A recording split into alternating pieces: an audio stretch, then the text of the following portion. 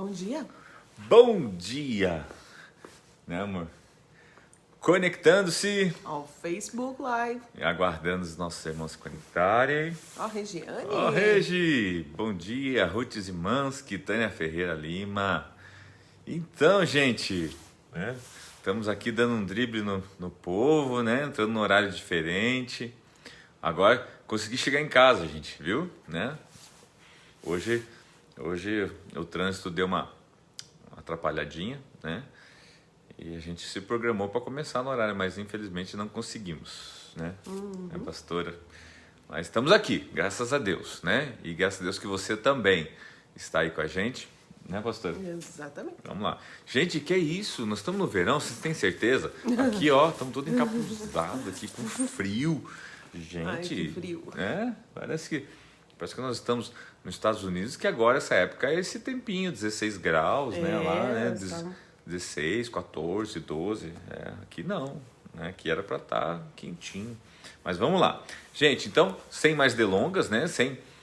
Já estamos aqui num momento diferenciado. Vamos lá, então, você que nos acompanha, Romanos, capítulo 10, abra sua Bíblia. E lembrando que Paulo está falando com os romanos. Então, aqui do capítulo 9 ao 11, nós estamos vendo que ele está se referindo diretamente ali aos judeus que ainda estão questionando, né, a questão da justificação, da justiça, né? Eles estão ainda questionando, assim, da impressão que Deus está sendo injusto com a maneira dele proceder. E agora eles vão falar então um pouquinho sobre a salvação, tá? Paulo vai falar para eles que continuem intercedendo por eles, orando por eles, enfim, e vai falar um pouquinho sobre salvação, quem é salvo, como é salvo, tá? Então acompanhe com a gente aí, a gente vai discorrendo nas escrituras. Não são muitos versículos, então tende a ser rapidinho, tá bom? Vale muito a pena a gente parar e ter bastante atenção nesse capítulo 10, tá bom? Vamos lá então, pastor? Vamos lá, então. Então, a palavra do Senhor diz assim. Irmãos, o desejo do meu coração e a minha oração a Deus pelos israelitas é que eles sejam salvos. Primeira coisa, gente, ele fala do desejo do coração dele, fala da oração dele, tá? Por quem? E por quem? Pelos israelitas. E qual o motivo? Para que eles sejam Salvos. Há uma preocupação no coração de Paulo, tá? Que eles sejam salvos. Agora, observe o seguinte, eles já eram religiosos. Eles já eram pessoas conhecedoras das escrituras do Torá, da lei. Então, Paulo está dizendo assim, me preocupa porque vocês são tão conhecedores, vocês são, né, tão esmeros, cuidadores da lei, e eu fico preocupado de vocês com tudo isso Não serem salvos. não serem salvos, tá? Então, E isso é preocupante e é de se pensar, gente. Porque às vezes a gente acha que está imerso numa religiosidade exato. e não está salvo. Exatamente, tá? Então que Isso a nossa oração hoje para nós cristãos é que possa ser a mesma de Paulo, que a nossa oração seja que nós também, né? Que nós sejamos salvos e não somente imersos numa religião, não somente imersos num conhecimento bíblico, mas que não nos leve à salvação, tá bom? Vamos lá. Ele diz assim, posso testemunhar que eles têm zelo por Deus, mas o seu zelo não se baseia no conhecimento. Porquanto, ignorando a justiça que vem de Deus e procurando estabelecer a sua própria, não se submeteram à justiça de Deus, porque o fim da lei é Cristo, para a justificação de todo o que crê. Então observe que aqui Paulo está dizendo assim, ressalta o zelo, né, Que eles têm. o cuidado, o zelo que ele tem por Deus, pelas coisas de Deus. Porém, está dizendo, vocês estão Esse se zelo não se baseia no conhecimento. E ele diz, vocês estão se pautando na justiça de vocês e não na justiça de Deus, que é Cristo. Né? Então, isso é muito perigoso, né? A gente se pautar, porque ainda, aqui Paulo está fazendo uma referência ainda, olha, vocês continuam se pautando nas obras que vocês fazem, nas obras de justiça humana. Eu sou justo, Deus sabe o que eu faço, Deus sabe que eu faço por bem, Deus sabe que eu sou um homem bom, Deus sabe que eu não sou mal. Quantas pessoas que você ouve falar assim, eu não sou uma pessoa má, né? É o tipo da pessoa que está medindo a sua própria justiça. Exatamente. Eu digo para você, é menos preocupante aquela pessoa que diz assim, como eu sou pecadora. Esse tipo de pessoa é menos preocupante do que aquela pessoa que fala assim, Deus sabe que eu não sou má. essa pessoa Então, é mais não consegue reconhecer preocupante. aquilo que é. Exatamente, porque essa não está conseguindo ver quem é. É aquela que fala, eu sou pecador. Esse, pelo menos. E quando você não reconhece, você não é transformado. Isso. Tá bom? Vamos lá. Moisés descreve desta forma a justiça que vem da lei. O homem que fizer essas coisas viverá por meio delas. Mas a justiça que vem da fé diz: não diga em seu coração, quem subirá aos céus? Isto é, para fazer Cristo descer. Ou quem descerá ao abismo? Isto é, para fazer Cristo subir dentre os mortos. Mas o que ela diz? A palavra está perto de você, está em sua boca e em seu coração. Isto é, a palavra da fé que estamos proclamando.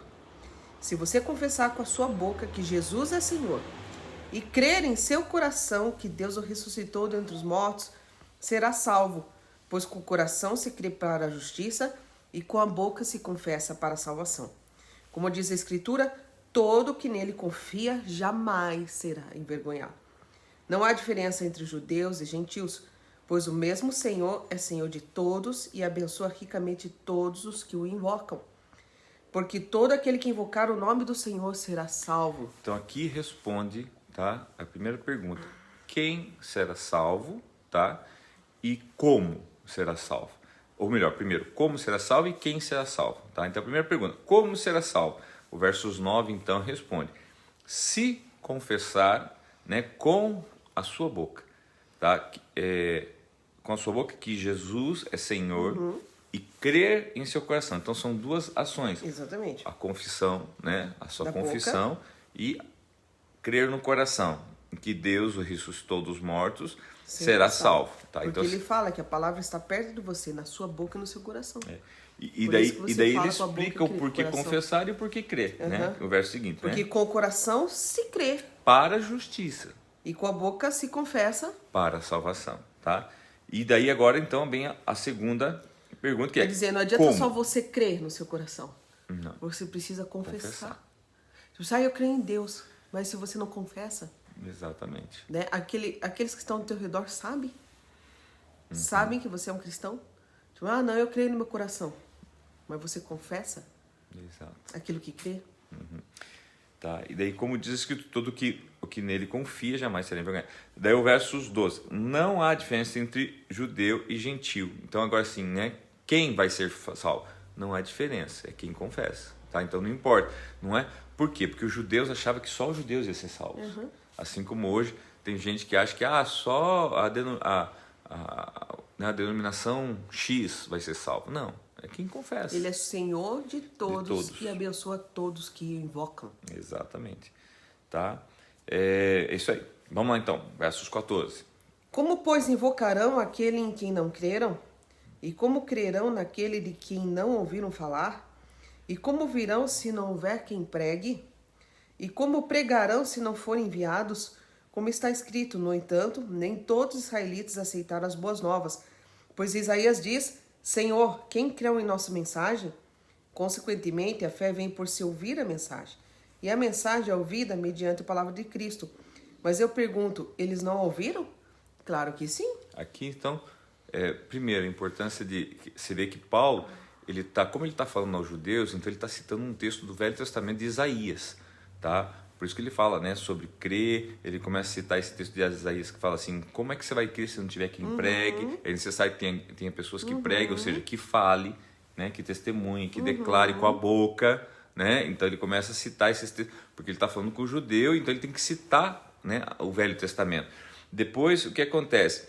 Ele fala, do verso 17, ele fala assim: consequentemente a fé vem, porque ele está falando que a salvação é pela fé. Então ele começa a dizer assim: como é que vem a fé? Vem a fé? Vem por ouvir. Ouvir o que? A mensagem, a palavra de Deus. Mas como é que você vai ouvir a mensagem se não tiver ninguém que pregue? Então tem que ter pessoas que preguem.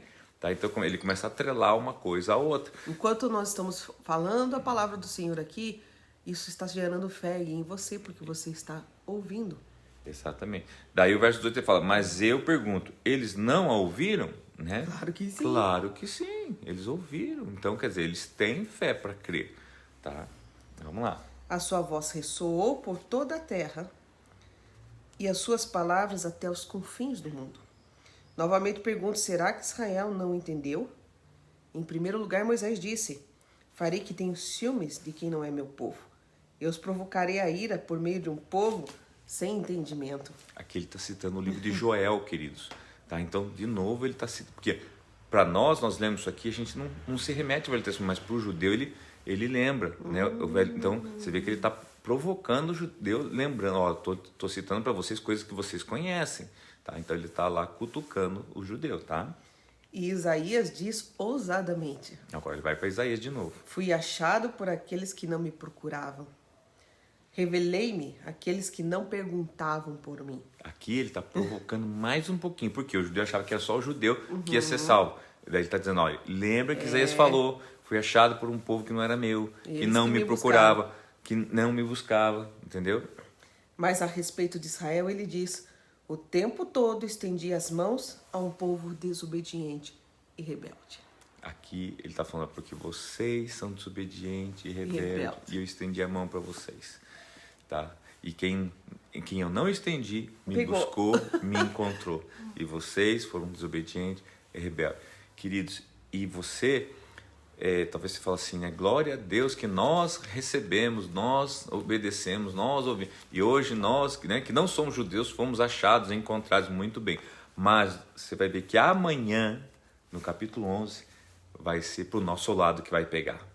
Que é onde Deus vai falar assim: da mesma maneira que eu não poupei os ramos originais, abre os olhos você, tá? Então não fica tão alegre, não. Quer dizer, nós temos que cuidar amanhã o chega tempo o nosso todo. Dia. Isso. Todos têm que cuidar, né? Porque não é porque você convive que você é salvo. Ah, eu vou na igreja, sou salvo. Tem algumas coisas que a gente precisa ser praticante da palavra, né? Exato. Tá bom, queridos? Então é isso. Você veja como hoje foi rapidinho, mas algo tão importante. Muito importante, queridos. Declarar com sua boca, né? Confessar que Jesus é o Filho de Deus. Crer no seu coração. Declarar com seus lábios, né? Tá? Ouvir. Até porque, em outros capítulos e textos da Bíblia, fala que a boca fala daquilo que o coração está cheio. Exatamente. Então, se você crê em Deus, você deve falar daquilo que o seu coração está cheio, de fé de Deus, de bênçãos de Deus. Exatamente. Outra coisa, ponto 2, ouvir a palavra de Deus, porque a fé vem pelo ouvir e ouvir da palavra de Deus através da mensagem. Mas como é que você vai ouvir se não tiver quem pregue?